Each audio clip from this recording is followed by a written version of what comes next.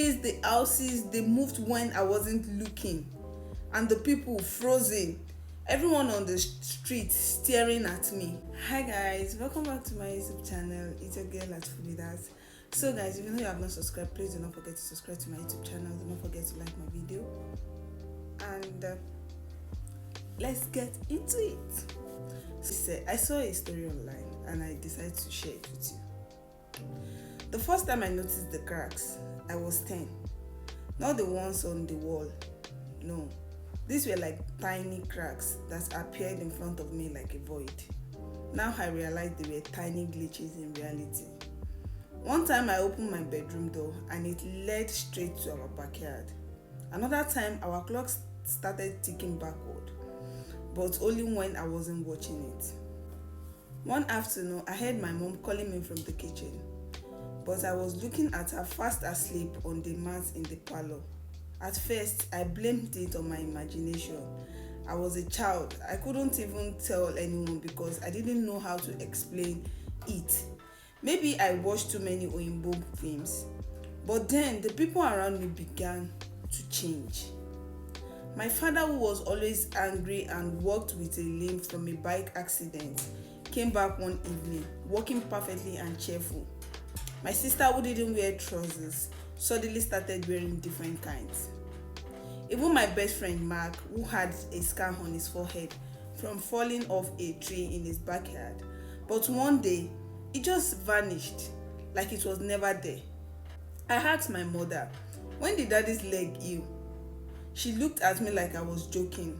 "What do you mean? Your daddy's leg was never injured." I felt something shift inside me. That night, I went to check our old photo album. There was a picture from my 7th birthday. I remember holding a red balloon, but in the picture, it was blue. And then she called me Lion. My mother, "Lion, come and wash your plates." I froze. "Mommy, my name is not Lion." I laughed nervously. She frowned. But that's your name now." No, it wasn't. I ran to my room. My school ID card, my old exercise books all said Lion. I locked myself in the bathroom, looked in the mirror and whispered my real name again and again, begging myself not to forget. The next morning, my room had yellow walls instead of white. My bed was on the wrong side. The scar on my leg from falling into the gutter outside our gate, gone. I stumbled downstairs, shaking. The house smelled of egusi soup. My mother greeted me from behind, a newspaper with a smile. My father was in the kitchen. And on the couch was a boy that had never been there before. He was smiling. "Morning, bro." "Bro, I don't have a brother. I never had a brother, only an older sister." My head started spinning. I looked at all of them. They just kept smiling, like they were waiting, like they knew. And suddenly I understood. I wasn't losing my mind. I wasn't imagining things. The house, my parents, this fake brother, none of it was real. Or worse, maybe I wasn't. So I ran. I didn't pack. I didn't plan. I just wore my slippers and ran outside. But outside was worse. The sky looked too wrong, too bright, too blue, like a painting that hadn't finished drying. The street felt familiar but odd. The trees, the houses, they moved when I wasn't looking, and the people frozen. Everyone on the street staring at me. Even a goat paused mid-chew. Then they all blinked at the same time. I ran faster than I've ever run in my life. The street twisted behind me. I no longer knew where I was. It was like the world was rebuilding itself as I moved. Then I crashed into someone. A man or something that looked like one. His face kept changing, shifting between different features. Old, young man, woman, even race. Like he couldn't settle on who to be. He smiled. "They are almost done with you." I backed away in fright. Who is there?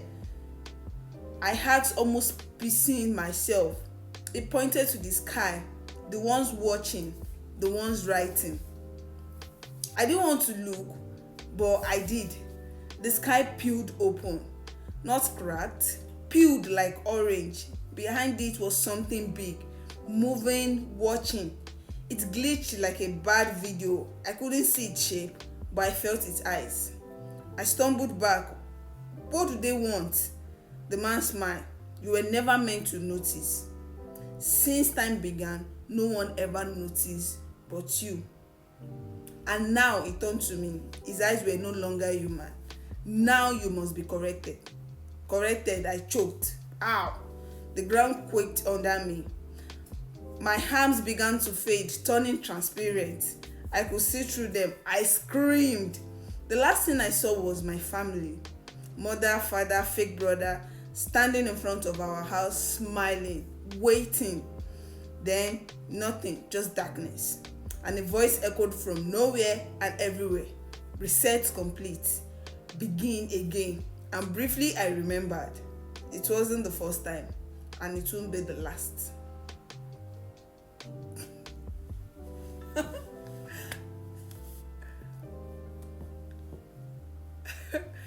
Guys, please do not forget to subscribe. I hope you enjoyed this video. Do not forget to subscribe to my YouTube channel. Do not forget to like this video. Do not forget to comment. What do you think?